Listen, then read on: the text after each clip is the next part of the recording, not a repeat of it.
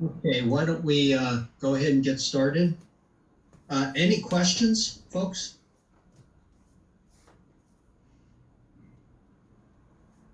All right. No, not right now. Yeah. I was just trying Go ahead, Ryan. I was just trying to follow along because all like a lot of new information. So. Okay. No questions. All right. Make sure you ask if anything seems unfamiliar. Well, it'll all be unfamiliar. Just to remind you guys, the expectation is that you've read the chapter. I sent out the spreadsheets in advance. You guys, I'm not sure if you can do this, but I can't do it on my end, I don't think. But what you may want to do is split your screen and have the presentation on one half and have the spreadsheet that I sent you on the other half. And see if you can follow along in that method. I don't think I can do anything like that because I have to share a screen. So you guys might want to take a moment here. I'm going to give you a minute or two here. You might try to see if you can split your screen with the Excel on one half and the lecture, the Zoom meeting on the other half. And if anyone's able to do that or realizes that can't be done, would you also announce it right now to the class?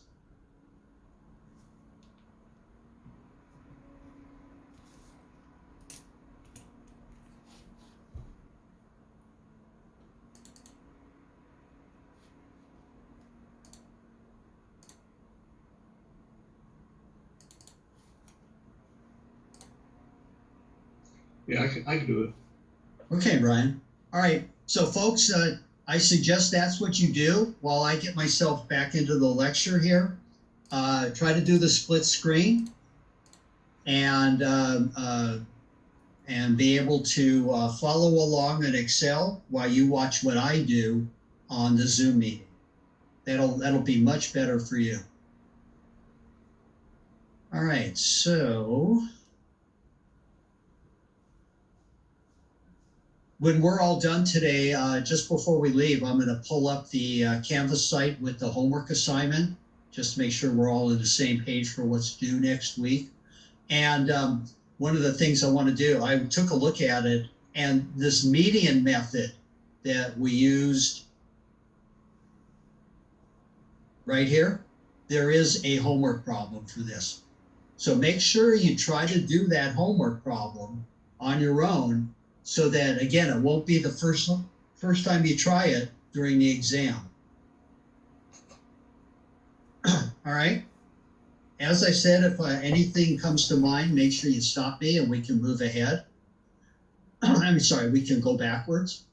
Here's another technique, another graphical method for finding an optimal location. So this is kind of an interesting type of problem here. So what you want to do is find a single facility. Whoops, sorry. Find a single facility that will provide the best service to either these points or these locations. And in the example in the book, it's providing emergency services to those locations or areas. And what this is, it's using the probabilities that you'll have to go to a point or to a work area. You use a probability rather than a weight. So what you see here, like for area A4, you have a 30% probability of having to go out to A4. Now, of course, if you add up all the probabilities, it's 100%. Now, that's to go to anywhere within the A4 area. Now, there's a single point location. Let's say area A is a residential community. So you have a 30% chance that the emergency vehicle will be called out to that residential building or area. The point P3 here might just be a hospital. So you have a 10% chance or a building of some kind of having to go out to that building or that hospital. Now, how would you collect this data? Well, what you would do is, if as an analyst, you would go ahead and you would look at the calls, maybe go back a year or two of data, and you can plot out the locations and look at the number of service calls that have been made and say that out of 100% of the time, 10% of that time has to go to this P3 location. So you can actually prepare data like this. The boxes could represent communities. The points could represent one specific point location. All right, that seems like a reasonable type of problem. Now, that doesn't go to exactly to facility planning, but if you were asked to locate, in this case, locate an emergency, like I'll give you a good one, a parking place for an ambulance. Sometimes, I don't know if you notice, you'll see them parked around different areas waiting for calls. What would be the best place to have an ambulance park to minimize the amount of travel that it's going to have to go to these different locations? All right, that could be a problem you've been given. So what we want to do is we want to locate a point for, let's say, the ambulance, or for a emergency service building like a new fire station, so that it services, the probability of having to go out to any of these areas is minimized. Okay? So let's draw a split line down here.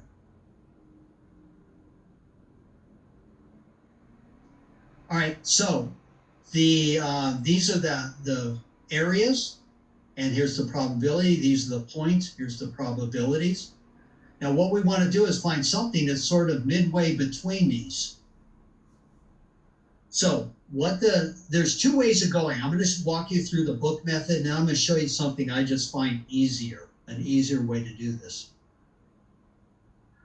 So when you do the book method, you're going to divide this into two different sets. One for X coordinate, and then the next page will be for the Y coordinate, finding the Y coordinate. So let's find halfway in the X direction for these probabilities.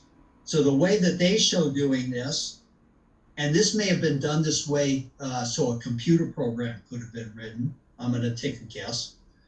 Starting from X is 0, we're going to start with a probability of 1, or 100%. These are in fraction, or percentage, not percentages, but in decimal points. So starting with the sum of these equal to 1. As we move towards X is equal to at this point right here in the X direction, we've still got 100% of all the, nothing's accounted for yet. We're actually going to subtract from 100% as we go along.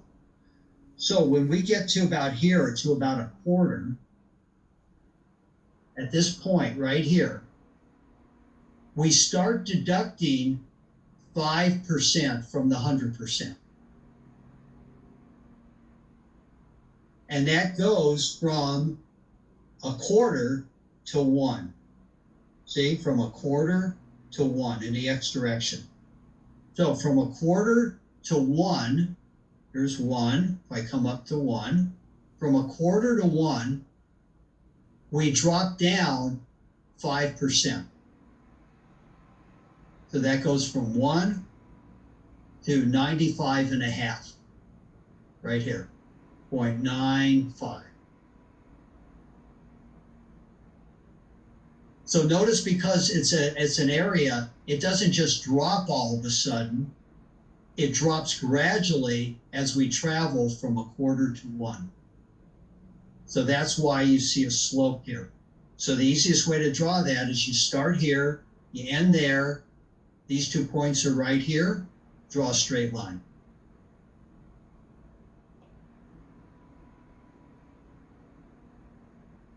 That makes sense to everybody? Anybody not understand what we just did here?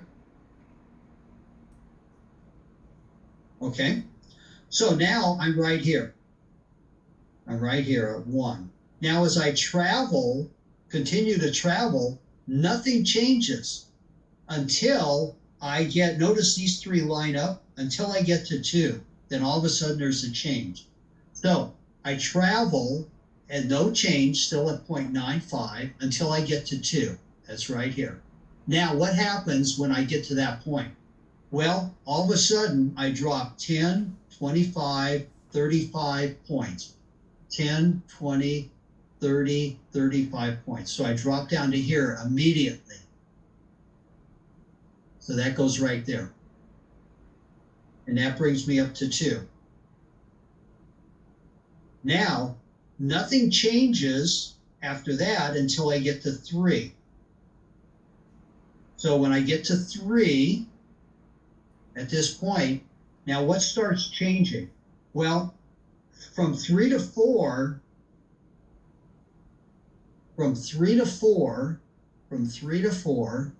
so that's between this and this, it gradually changes 0.025, only half of this, half of that and half of that.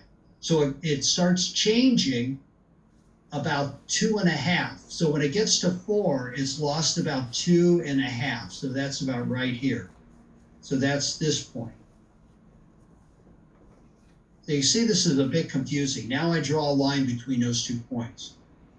Now, when it goes from 4 to 5, it continues on with the other 2.5 plus half of this, 2.5. So it drops a whole half a point. So from 4 to 5, it drops a whole half point from here to here. Let's see, from 4 to 5. That's from here to here. So draw a straight line between those 2. So as I travel along, so that's, I'm not at the 50% point yet. Then when I get to 6, it continues from here, it continues to drop down another 0.25 from 5 to 6. It drops from here to another 0.25, which takes me right up to, it's actually, my line isn't correct, it's right on 50%. So that's right there. So that's my point. That's 50% of the distance in the x direction. 50% of the probability. 50% of the probability.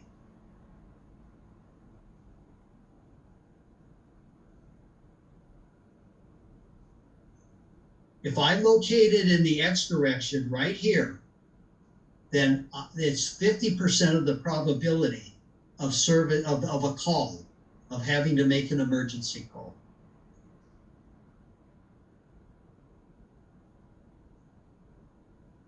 Questions on this?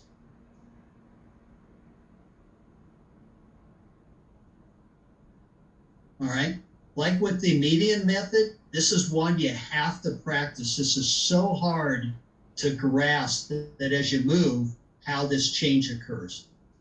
So this is another one I recommend that you take this, draw the lines, and then try recreating this on your own by following this. Now we do the same thing in the y direction.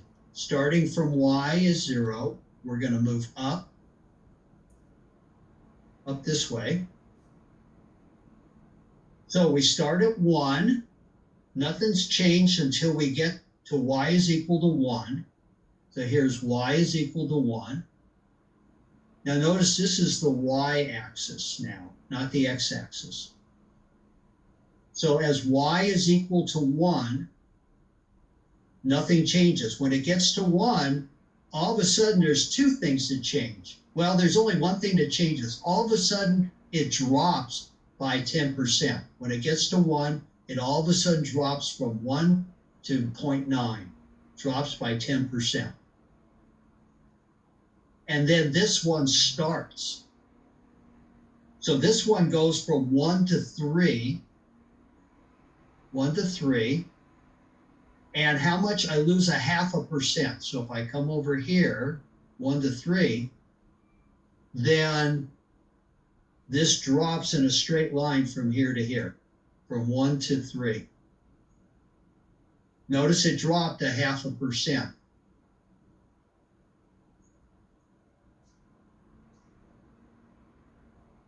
Or 5%, I'm sorry, 5%. And how it dropped that much over this distance. Now, nothing changes, so it stays flat until I get to P4. And that's where y is equal to 4. So at 4, all of a sudden it drops, how much? 20. So it drops immediately, because it's just not an area, but a single location, it drops 20. Now, nothing changes until we get to 5 again. So at 5, then we drop another 15. And we're at the 50% mark. So y should be 5. There's 50%. This accounts for 50% of the probability, making a call.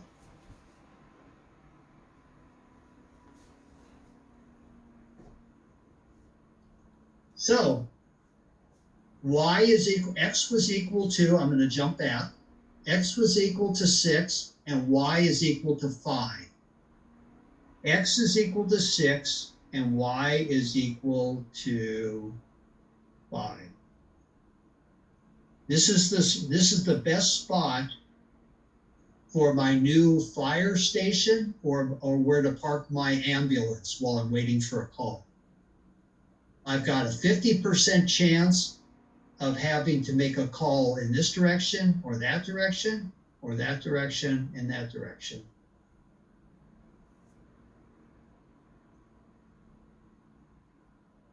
Does that make sense? Any questions on this?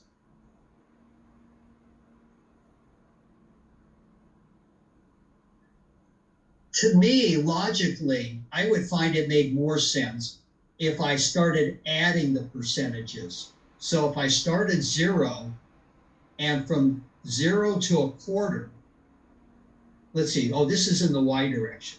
So from 0 to 1, nothing changes. And then all of a sudden it jumps up 10%. See, I would find it makes more sense to me to work in that direction instead of subtracting it from this.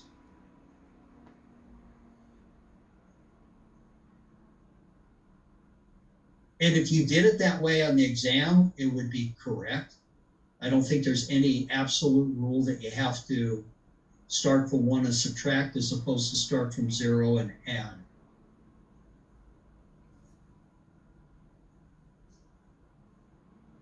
Just as long as the steps were correct. So this will look like this. Then it goes flat. Then it goes like this. Then it goes flat. And then it goes up to 50%. So it'll look the same, just a mirror image. Questions on this? Everybody's okay with the explanation, I'm assuming. All right, so another easier way to do this is to eyeball in this sense. So what I did was I started this vertical line right here. I started with it at 0. I started with my vertical line right here. Oops, not drawing it very vertical, but you get the idea. So I start with my line right, oops, sorry, it's a mess. But I start with my line vertical right there on the axis. And then I start moving it in this direction until I get to 50%. So when I get to, I have nothing until I get to here, vertical right here, nothing. And then when I get to here, I've got 5% or 0.05. Then I add, when I get to 2, I add 25, 35. So now I'm at 40%. When I get to here, 47.5%. And then when I get to here, as I keep moving it in this direction, this hits 50. When I get to here, now I have 50% on this side and 50% on this side. So I just visually walked from this axis all the way over to here until I hit 50%. Now it doesn't have to be at the end of something. It could have easily have been right here or over here, partway through one of these until it gets to 50%. But so that does it in the X direction, and I did the same thing in the Y direction, starting from 0 with the bar here and then moving it up. I got to 10%, 0.10, 0.15, 0.15, 0.25, 35,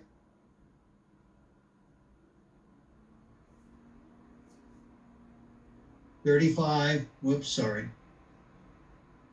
Let me share it again.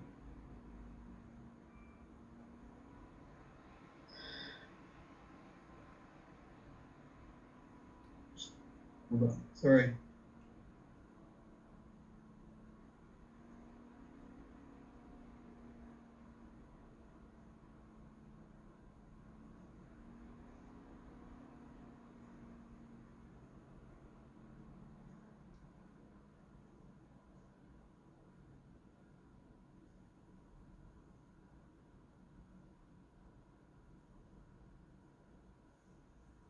And then in the Y direction, I start here and I start moving it up. I get to 10%, 10, 0.10, 0.15, 0.35, 0.5 when I get to this. So I stop. So there's halfway, 50% above and below in this case,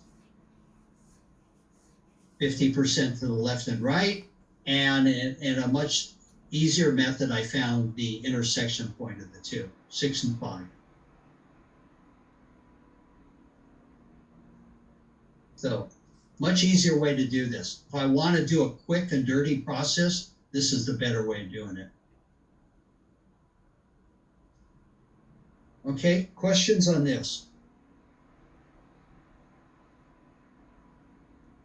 All right. So let's move on. Now we're going to start using Excel.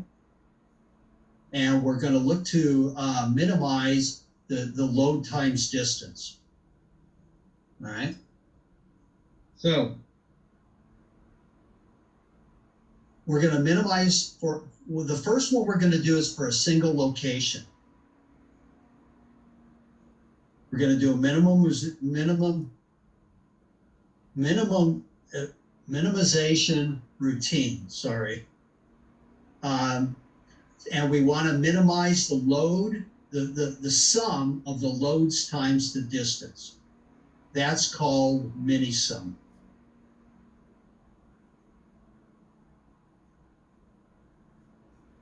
All right. So let's start with this graph, with this here. We've got, this is our building, our work area. And we will locate a new, let's say we want to locate a new department somewhere in here. And we have we have a certain number of loads for trips and a certain distance that department will have to travel. So we have 5 existing locations, 1, 2, 3, 4, 5.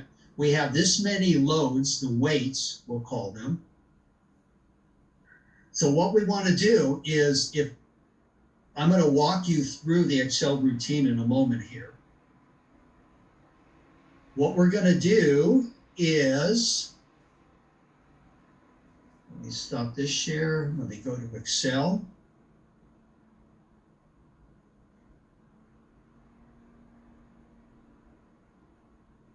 Okay. What I'm going to do, I didn't want to inundate you with a lot of different things. I went back through this. This is the same thing you guys have, but I put better titles at the tabs. I'm going to send, this is the same one you have. I'm going to send it out to you guys. For me, I put this here so I can do some explanation. But so I'm going to send this out with these updated tabs to you guys after class today. All right, so here's what we're going to end up doing. Now, if I were to locate, here's X and Y. If I were to locate X and Y, right? Now, I can't draw on this because it may lock up my computer. I had that problem in previous online classes. So I'm going to just have to point. Let's say I were to put X at 2 and Y at 4, somewhere right over here. Well, Professor, why don't you just try taking a snippet of the Excel and drawing on that? It still won't let you. I can do that, or I can go back to the PowerPoint. But the problem is then I can't run the Excel spreadsheet. Oh, okay. Yeah. So let's just imagine point 2 and 4. X is 2, Y is 4. So what I'm going to do is I'm going to put in, I'm sorry, before I get a step ahead. So, sorry, let me do that. Point 2 for X, X is equal to 2, Y is equal to 4. All right? Now, what this does is these are the coordinates of the existing A and B. X is A, Y is B. These are the points for the existing 5 machines. Okay, so this data, you'll notice, is just numbers that have been typed in. Machine 1 is located at 1, 1. See, machine 1 at 1, 1. Machine 4 is located at 3, 6. 3 and 6. All right? Now, what I did was I took the absolute value. So picture a point at 2 and 4. I took the absolute value from 2, 4 down to machine 1. So that's the absolute value in the X direction plus the absolute value in the Y direction times the weight. So this represents the distance in the X, if you picture 2 to 4, going in the X direction from 2 to 1, and then the Y direction, Y minus B1, is the distance from 4 down to 1. All right? Now, here's the weight, just a typed in value. Now, what the routine will do is it takes what's called sum product of the weights in the X direction, the D column, times it's the product, X, this times this, plus, it's going to sum this times this, plus this times this, plus this times this, plus this times this. In other words, the absolute value of the X times its weight, absolute value of X times its weight. It's going to add all those up right up here.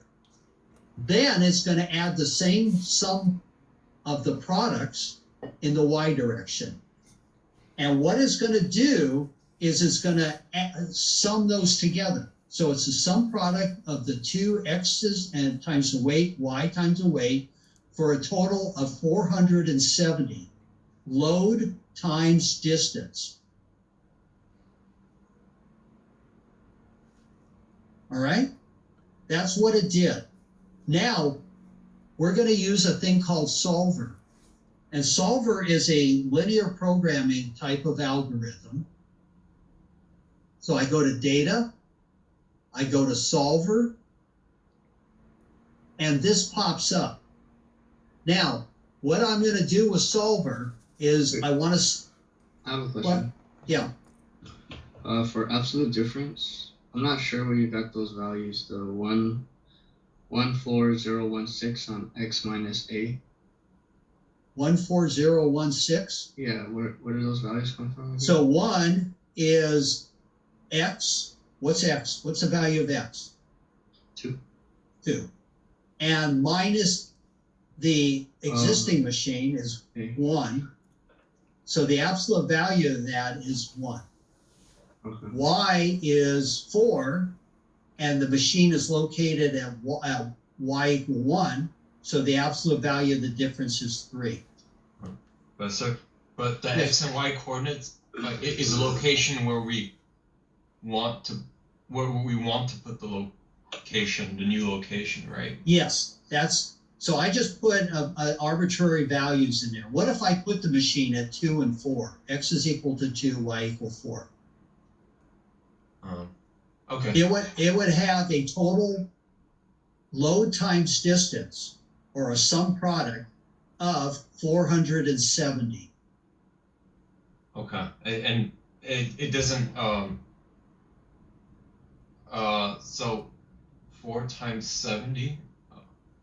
No, of 470. Okay. So 1 times 10 Right. plus 4 times 20 plus 0 times 25 plus 1 times 20 plus 6 times 25 plus 3 times 10 plus 2 times 20 plus 4 times 25 plus 2 times 20 plus 0 times 25 equals 470. Got it. All right. With all these routines, when you use these on the homework this week, spend a few minutes to understand what these formulas are.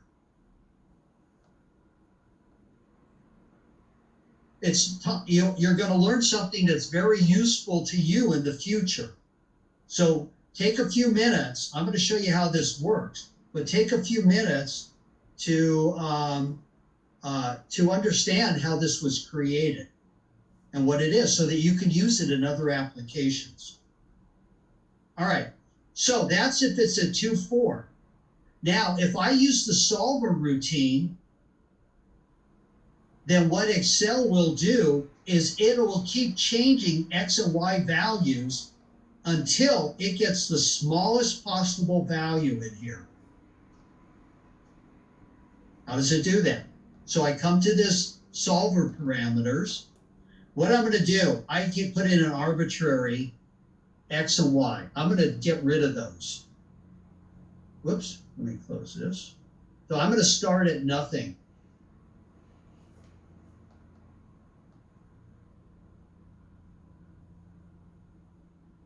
So I'm going to start at nothing here. Whoops, I don't know what's.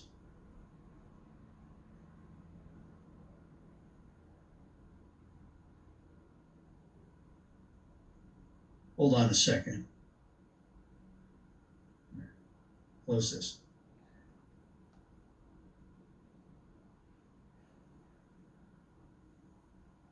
All right, hang on a second. Let me just, so we're going to optimize that minimum by changing these two. All right. So what I'm going to do is I'm going to start from nothing. Okay? Now, notice that the number changed, by the way.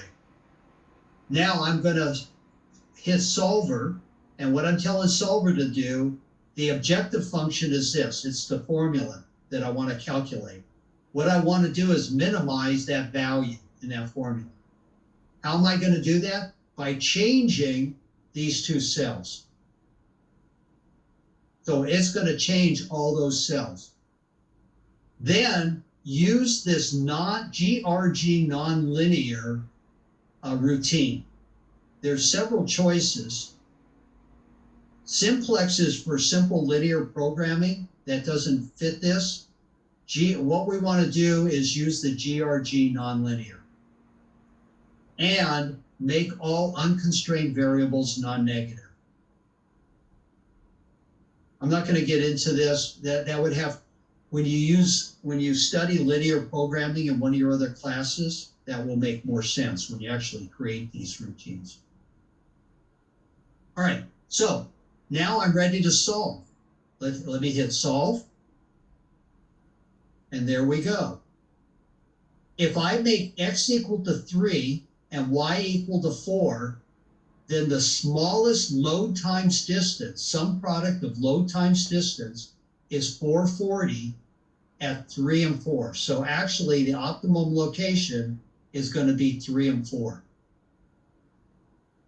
It takes into account not only the number of trips, the loads, but how far each of those have to travel.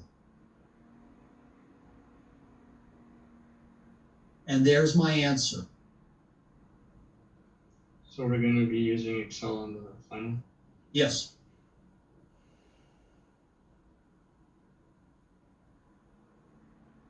Okay, now that's the best solution. I'm going to cancel that. Questions on this? So I found the minimum. Excel moved the starting point all over the place, calculated the load times distance to all 5 of those points, and then found the best location that had the minimum value in there.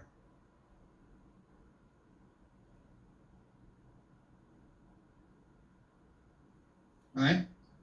Now, something to be aware of. I found this out using this a couple of years ago. The starting location, it said exactly 3 and 4, if you guys remember. The starting location can actually affect the final results. Let's put in 5 and 5 as a start. Let's go ahead and solve and hit solve. Notice that while it's still 3 and 4, it's slightly different. So you can get either slightly or actually significantly different results depending on where you start. So one of the things I'll be doing is on the exam is telling you to set X and Y to no value or to 0. Hit solver again, solve. And again, 3 and 4, but still there's a little bit of rounding error. And it's a quirk in the routine. Go ahead. What was that? So I'm trying to figure out the concept. So we originally had different numbers, right? I'm trying to understand the concept. So we originally had different numbers. We did the solver, and then we got different numbers. So does that, I guess that new set of numbers show the most optimized places for the new facility to be? So I'm not sure exactly if I understand, but I think this is what you're asking. Why I put in 5 and 5 as opposed to 0 and 0. Is that what you're wondering about? Basically. Okay.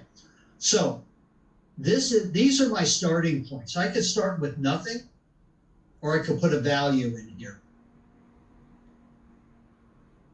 So right now I'm starting from 0, 0. Okay, now the routine, the algorithm that runs in the background that Excel uses will start from there, and then it's going to start calculating every incremental point. But it does it using a linear programming routine where it makes a move and it measures how much of an improvement or disimprovement it did to decide which direction to change. And again, I don't want to get into how to do linear programming. If you haven't done it in one of your classes, you'll probably be doing it. But this is the starting point for the software program. Now, when I run the solution from that point, it gets this final result. But if I have a different set of starting points, it's possible to come up with a different result, with a different optimal result. In other words, there can be more than one solution. Wait, how is the weight calculated again? It's given to you. Oh, it's given. Yeah, that's given. The location of the 5 initial machines is given, Yeah. and the number of loads. You went out and you watched and observed this on the floor. Okay, Yep. so what you're going to be asking us is the optimal locations for X and Y, and then For the new machine. and then the value, the F, X, Y, that's what you're gonna look for, right? You're gonna ask us like, what is that value? Right. Okay. So the location and what's the value, and then the coordinates for A and B are given, the weight's given. Basically, most of the information that you need, it's given. It's just using Excel to solve it. Right. Actually, and the fact that I'm giving you this pre-set up program helps you quite a bit, right? Because you don't have to reprogram this. It's all you have to do is plug into numbers. Type in these numbers, type in these numbers, and then give just the starting point. But the new numbers that you get is not an addition to the old number, meaning like it's not old numbers plus a couple. It's is it that? I'm sorry, is it that, or is it how much it needs to increase by? No, that would be the location now, 3 and 4. So I would locate my new machine at X equals 3, Y equals 4. Okay, got it. Other questions?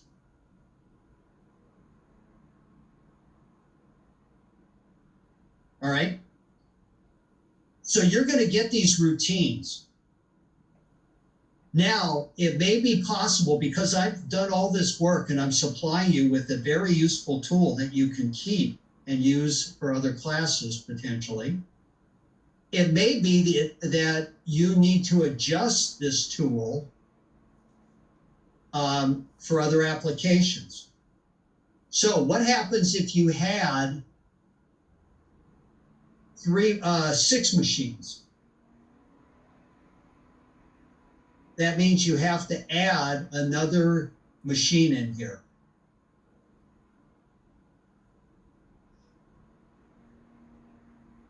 So that's why you need to go through, spend a minute and just read, look at what this is doing. So what if I added another machine at an existing machine? Instead of 5 machines, there's 6 machines. And the 6th machine is way out here. Let's say at 6 and 7. All right. Go ahead. Oh, are you asking, or? No, I'm just saying. So let's say I'm going to add a machine at 6 and 7. And it's going to have 15 loads. So what you're going to need to do is you're going to need to add one more machine into this. Now notice that this routine takes a look at D4 to D8. D4 to D8. And it takes a look at F4 to F8. So if you want to add a machine 6, here's what I recommend you do. Add it somewhere in the middle here. There's no rule that says they have to be 1, 2, 3, 4, 5, and then 6 at the end. I'm going to add another line, insert a line in here. And we're going to put in machine 6. And it's located at X is equal to 6 and Y is equal to 7. and it has 15 loads. Now, here's the problem. I don't have any calculations here. So I'm just going to select these two and do copy and paste. Now I go back to this formula and make sure that it now looks at, notice that because I put it in the middle, this formula changed to add that extra middle value. So now it goes down all the way down to D9 rather than, okay? So that would be my recommendation, is to insert one in the middle, because this formula adjusts pretty straightforward for that. Now, let's get rid of these initial values. Let's go ahead and run solver. And it's still, the objective function is still F11. I'm going to minimize by changing X and Y. That's what the computer's going to do. I'm going to solve it, GRG nonlinear. And there now, with that new one, the best location is at 6 and 6.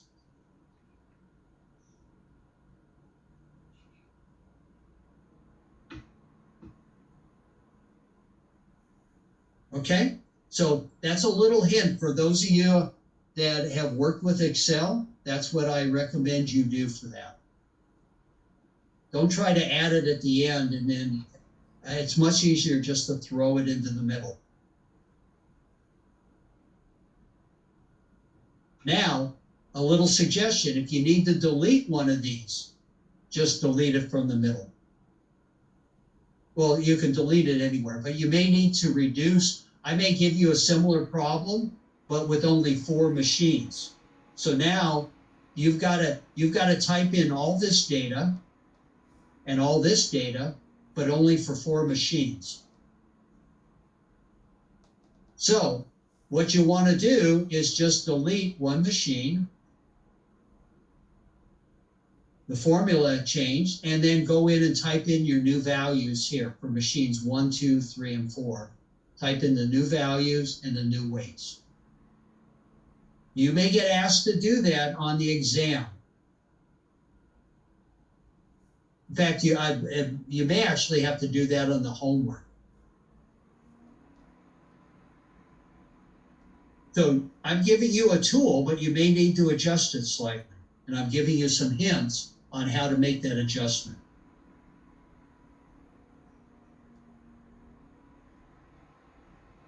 Professor, but it doesn't seem like there was much to it besides adding a row and Yeah, there isn't. just putting in, data. But it doesn't seem like there doesn't seem like something to overcomplicate. No, it is not at all. I just found myself that if I try to add it down here, it just takes me more time and double checking the formulas right, and it's a mess. Right. I'm just giving you a little hint out of my own experience that it's much easier to just try to add something in the middle than to try to add it to the end. Right, because the formula says D4 to A or whatever. Right. Or A4 to A, yeah. Right.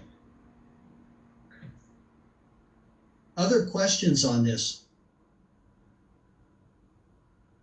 All right. Now, back to the slides.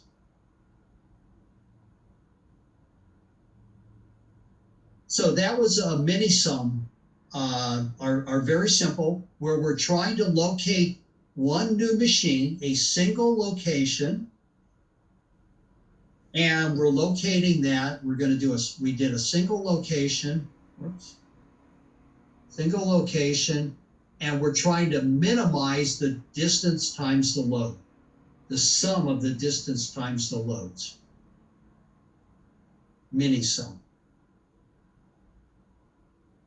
All right. Now, what if we're going to do 2 machines? So what what this routine is, now in real life, you may have other situations, but this will give you a way of thinking through this. What we have, let's say you've been told you're going to add 2 machines that actually have parts going, but not only to the other 5 locations that already exist, but between themselves also. So there's multiple existing locations, and we want to minimize, again, a mini-sum problem. But what we want to do is we've got 2 new locations that have a weight between them. Instead of using W like we did here, the book uses V.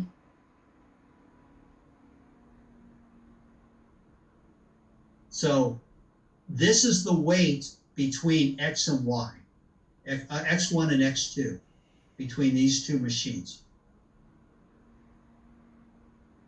If there was no movement between these 2 machines, no loads, then that would be equal to 0, if there was no movement between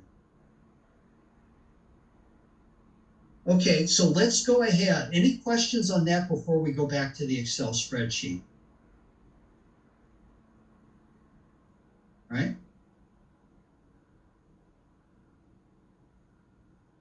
Okay, so notice the one I'll send out to you will now say mini-sum multi. That means it's the mini-sum, but it's multi-locations. Our multi in our simple example is only 2 locations. All right, so it's somewhat similar. Here's 4 machines, and here's where they're located. 4 machines, and here's where they're located. Not 5 like we did in the last problem, but 4.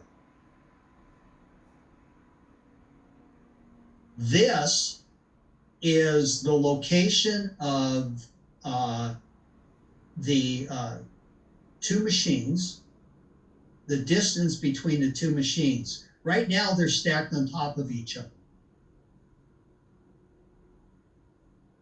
The distance between the 2 machines is 0 in the X direction and 0 in the Y direction.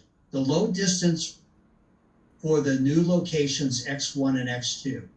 Right now, they're on top of each other. I'll tell you what, let me put some values in. Let's say we're going to start with X is at 2 and 3, X1 is at 2 and 3, and X2 is at 4 and 5. Notice now that the X direction distance between the 2 machines, between this and this, yes. You're not sharing your screen. Oh, thank you.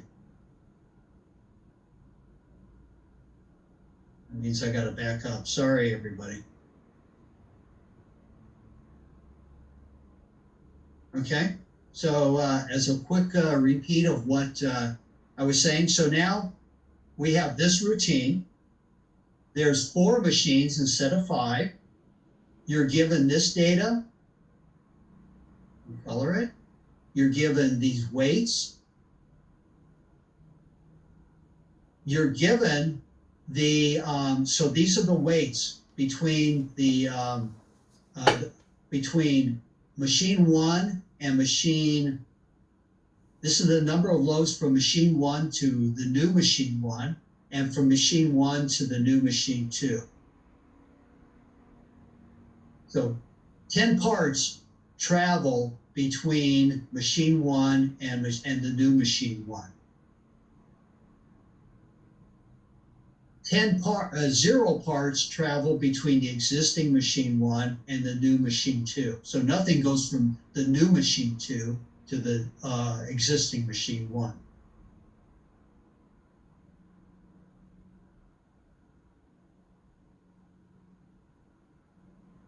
Right?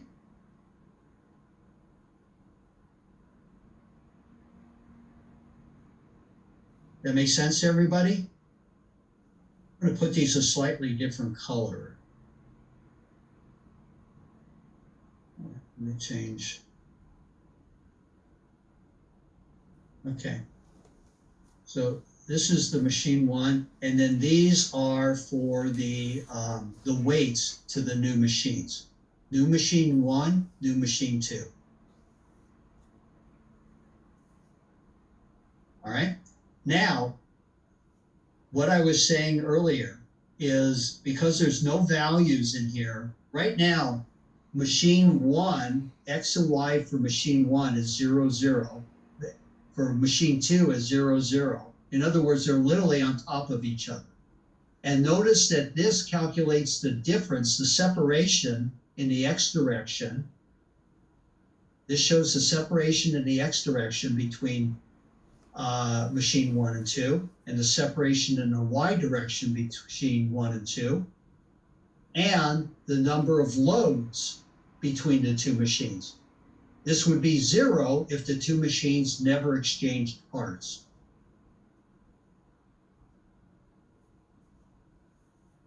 All right. So,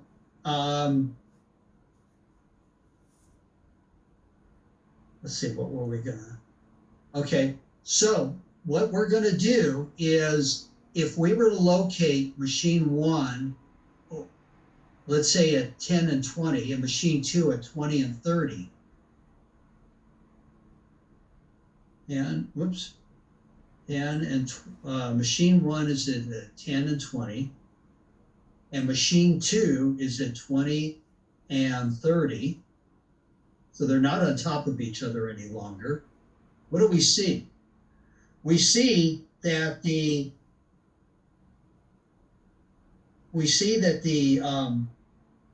loads times distance for machine one to machine two, plus the load times distance for machine one to machine two, for machine two to the new machine one, from machine two to the new machine two, that's how many loads get transferred. Plus, we do the rest of these, plus it's going to include the difference between these two locations times the number of loads. We have to add that in now. If we sum up all those load times distance, we get this much more complicated formula. So what do we have here? We have the product of, well, that didn't help. Let's, what do we have? We have the sum product from D4 to D7. That's the difference between the existing machine and new machine one, existing machine and new machine one, existing machine and new machine two, existing machine and new machine one, existing machine and new machine two, the X and Y directions. And you multiply it by the number of trips or loads that go across there. So what this does is that sum product now adds up the sum products for 4 machines plus the product of the number of loads. This is the distance in X and Y between the two new machines and the number of loads. So I have to add that to this now. And that's what this is.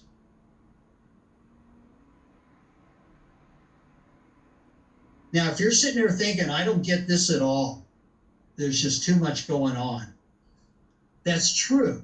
I can't teach you,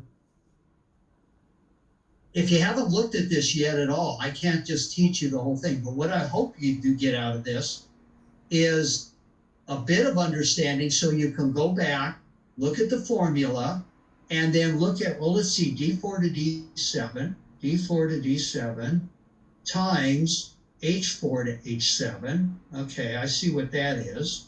And I see, so you're going to have to dissect the formula now to understand how this all interacts. All right, there's no way around learning what's going on here. Some of you may intuitively find it's very easy, but most of you don't. The only way to do it is to look at the formula. You've got it in your textbook. Hopefully you may have read the textbook before class. It's the same thing. And you have an explanation there too. So let's start with these are the location of the existing machine 1, existing machine 2, decision variables for the new location. All right. Machine 1, machine 2. Let's set those on top of each other with no location. So in other words, we're not going to put anything in there. We're going to hit data, solver. What we want to do is minimize this value, E15. We want to, that value, that formula, we want to minimize it by changing these 4 values, A15 to D15. I've got the GRG nonlinear routine. I'm going to hit solve. Whoops. Okay, so the objective, I inadvertently, it should be this. Solve.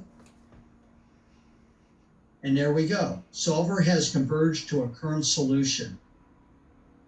So the best location for I should locate machine 1, this machine 1. Let's keep this. I should locate machine 1 at 15 and 10. That's 15 and 10. That should be about right there. And machine 2 should be at 25 and 15. 25 and 15. If I locate those 2 machines there, then that has the minimum total sum of load times distance of 800. So this routine has told me where to locate the new machine.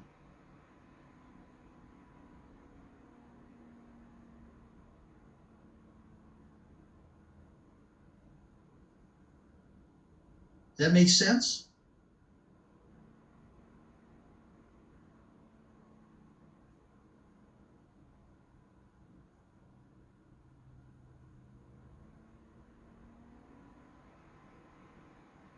So what I've got here highlighted in green are the cells that you need to, I'm sorry, that's wrong.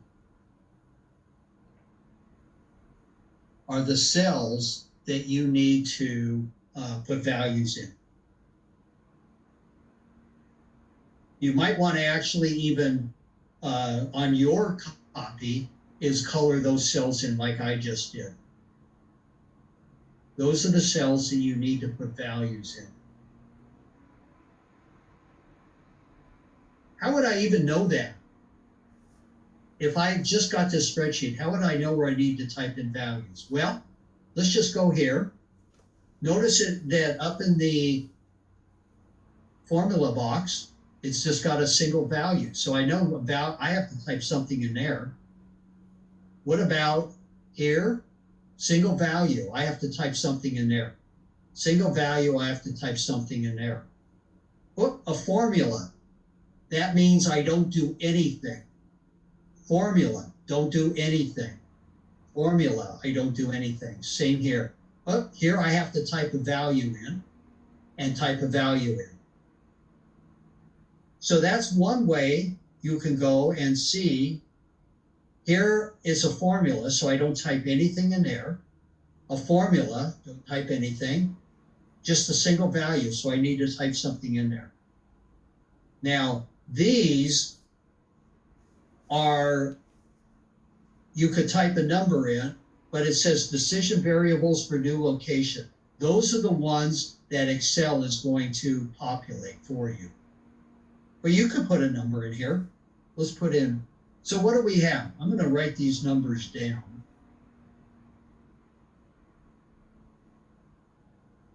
We have 15 and 10. What I'm going to do is I'm going to change the starting point, see if we get different values. 25 and 15. 15 and 10, it equals to 800. Let's just try putting in different starting points and solving. Let's do 20 and 20. And we'll change that to 40 and 40. Let's just do that.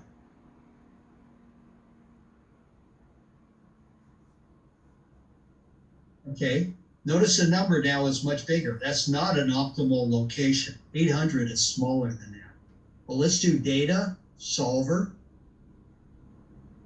We're still optimizing. The objective function is this formula right here at E15. We want to minimize that by changing these four, A15 through D15, that's correct, and GRG nonlinear. Okay, let's solve. Came up with the same solution. So that's good, all right? But again, I will give you a starting, with starting variables. Just so, the reason I'm gonna do that is so that when you write an answer down on the exams, that you, that everyone would be expected to have the exact same solution. Notice there was some rounding differences between the two starting points. Not much. I'm sorry, not even rounded, but the fractional differences were small, but still there. That makes sense to everybody?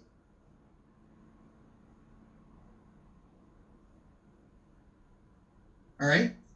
Again, during the exam, if you're asked to do a mini sum with multiple machines for 5, and you're given 5 or 6 new locations, let's say you're given 6.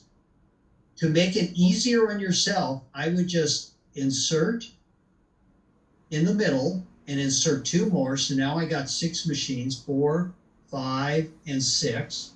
I would type in the values for 5 and 6, the location. I would type in the travel distances from machine 5 and 6 to the 2 new machines.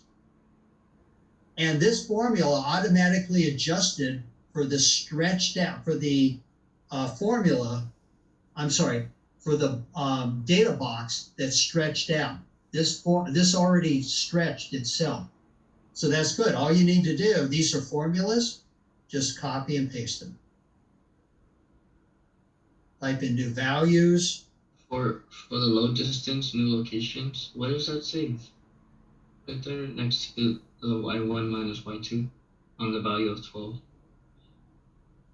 Right down here? Yeah, what is that? V12?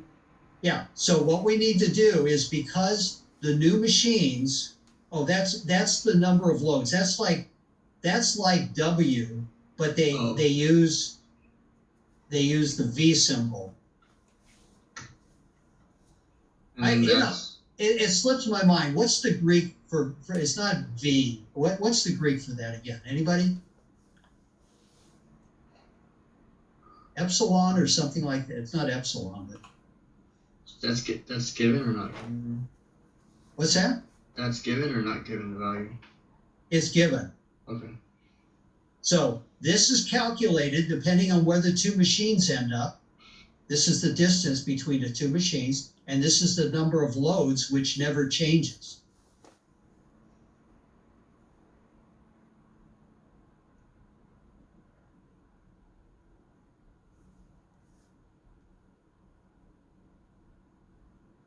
Now, if you only are doing it for 3 machines, I would just delete 1 from the middle and type in your new values here.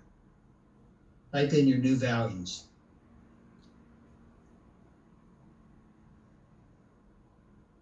All right? That's just a couple of hints for making this a little bit simpler for you.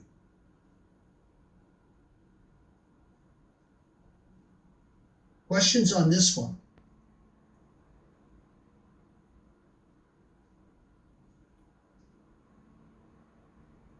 Everybody's okay with this so far? All right, that's good. I know this is complicated. You have to take a look at these. I've done the best I can, short of spending another hour or 2 with you guys actually doing a problem right here, which you'll be doing on the homework. But these match up. Notice it's 10.5 mini-sum multi. This matches up with problem 10.5 in the book.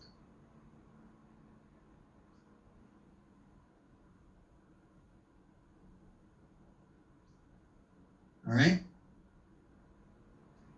So I'll tell you what, let's go through what an example of this might look like. I'm gonna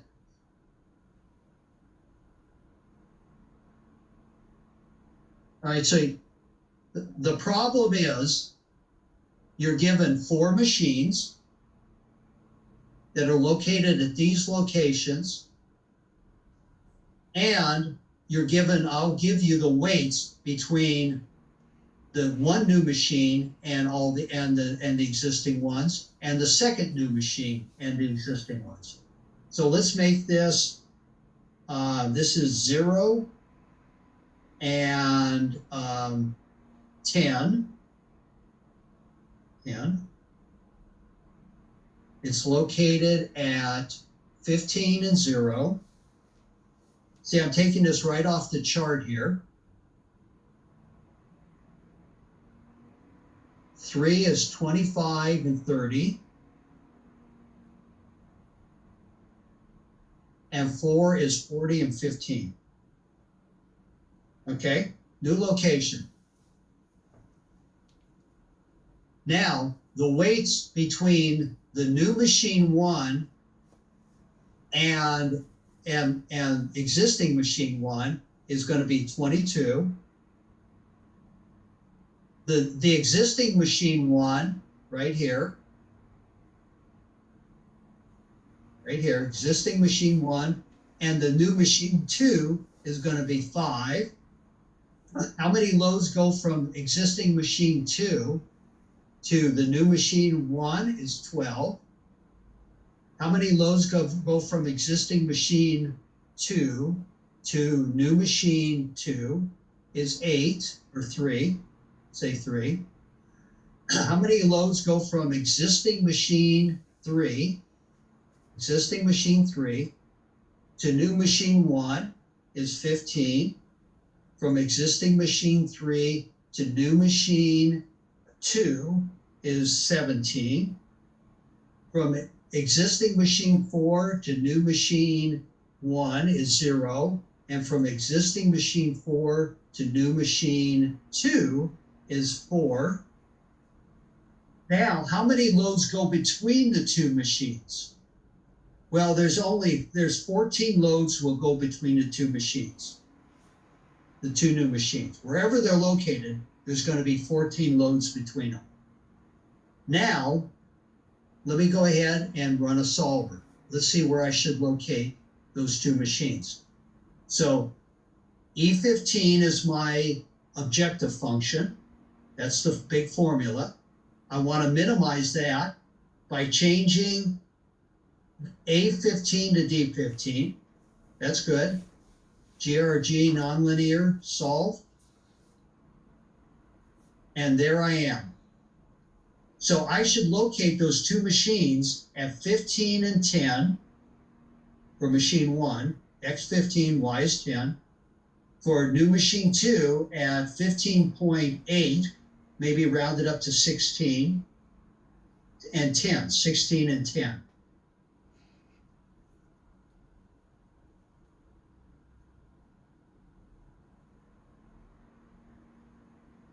That makes sense?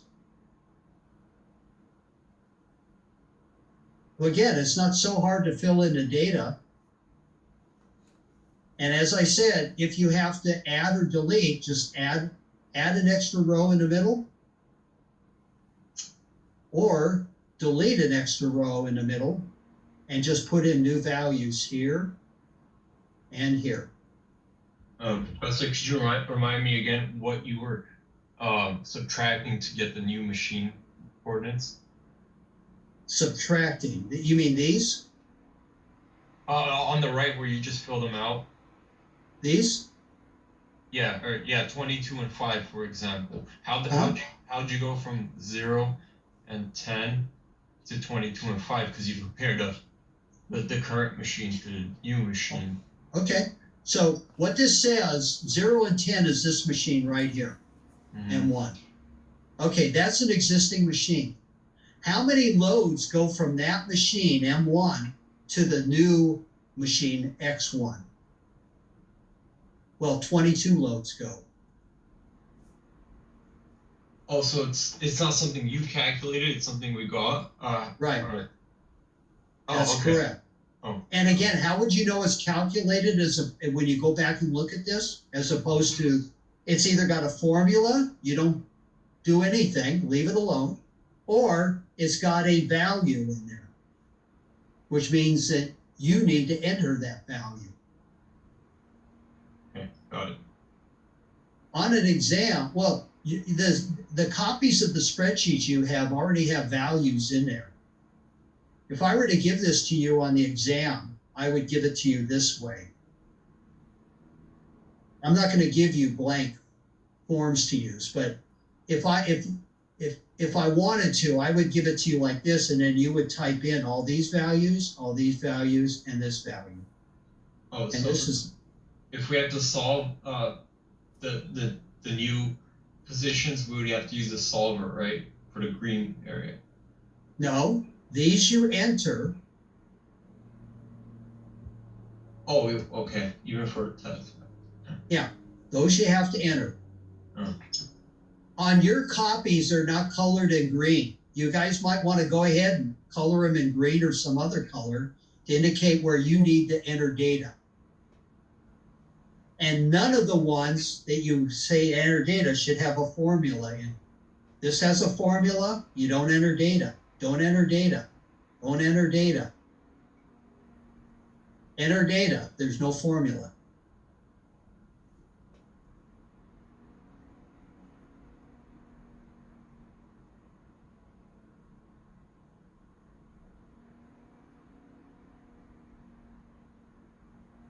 Now, no one else has asked any questions. I don't know if that's just shyness or I did a great job here, or you're very familiar with Excel and you already looked at the spreadsheets.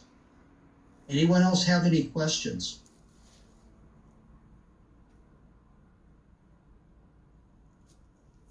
All right, while you think about that, I want to do one more thing I meant to mention to you guys.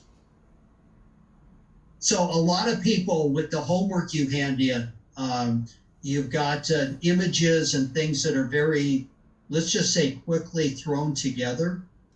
And one of the things I wanted to share with you that that I do is I use paint quite a bit. Let's let's say I have this image. I was thinking about doing this earlier. Notice that I would actually like to have these two columns stacked. Instead of having side by side, I'd want to have them stacked. And these are just, hold on.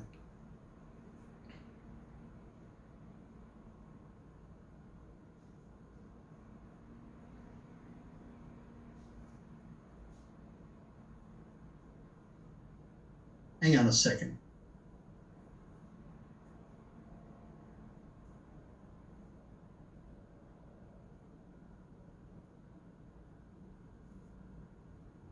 All right.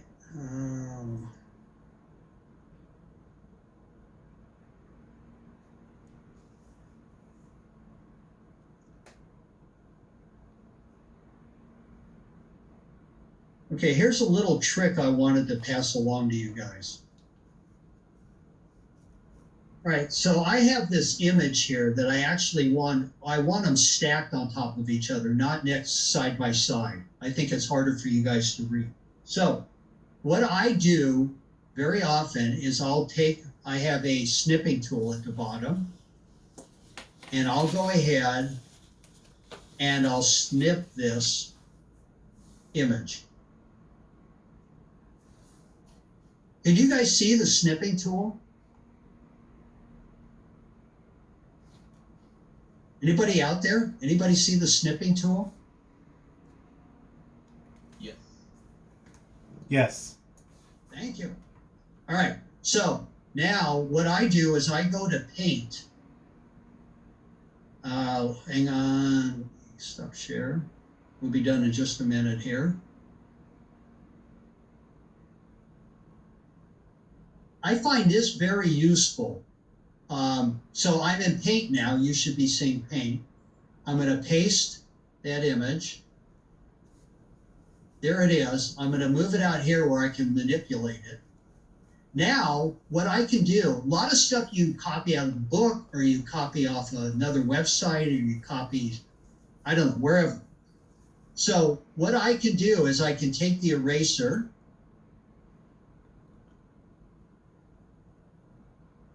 get rid of stuff. I can be more careful if I wanted to, but at the moment I don't care. So I get rid of this. Now I can take this selecting tool. I can select this, and I can move that over to here. This is what I want. Now I can select this. I can make it look a little nicer, maybe make these two look pretty even, get rid of junk. Then I can select, take this selecting tool, I can select, copy, and now I can take, I just copied it onto a clipboard. I can now paste that into my report or my slides. So what made me think of this, a lot of you guys have these images for the relationship diagram, relationship chart. You need to have the key right next to it so somebody can read it. So what you might want to do is, if you have a nice relationship chart, is to take a snip of it, paste it into paste it into Paint, then take a snip of the chart, relationship chart, also paste that into Paint. Then you can resize the relationship chart, you can resize the other one, you can move it in real close to it, and you can take a copy of the two combined. So use Paint. I use it a lot to help improve my images. So use Paint to do stuff like that. All right, so I'm all done for today. Any last questions?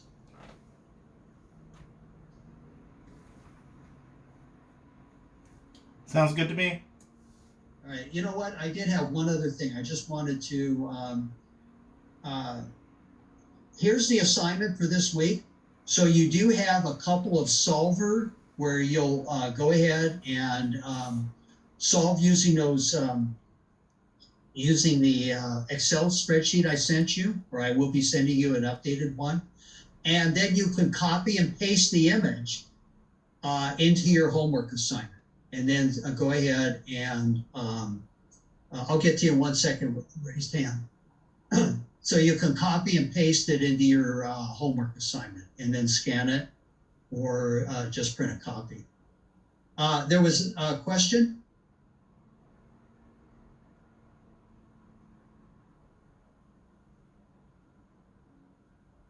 Let's see, Hamad, you had a question?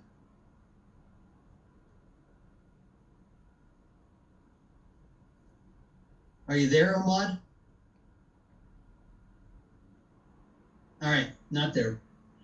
All right, so I will see you guys next week. I expect to be on campus. So far, things are going well at home. So I expect to be there next week. And we'll finish up some of the other similar spreadsheets. And I highly recommend you take a quick look at them, or it'll just slow everybody down and make it harder for you to get the best benefit out of it. So everybody have a good weekend. Have a good holiday tomorrow, and I'll see you next week. Thank you, Professor. I wish you good health. Professor. Thank you. Thanks, Professor. You're welcome. Take care. Be safe. Bye-bye.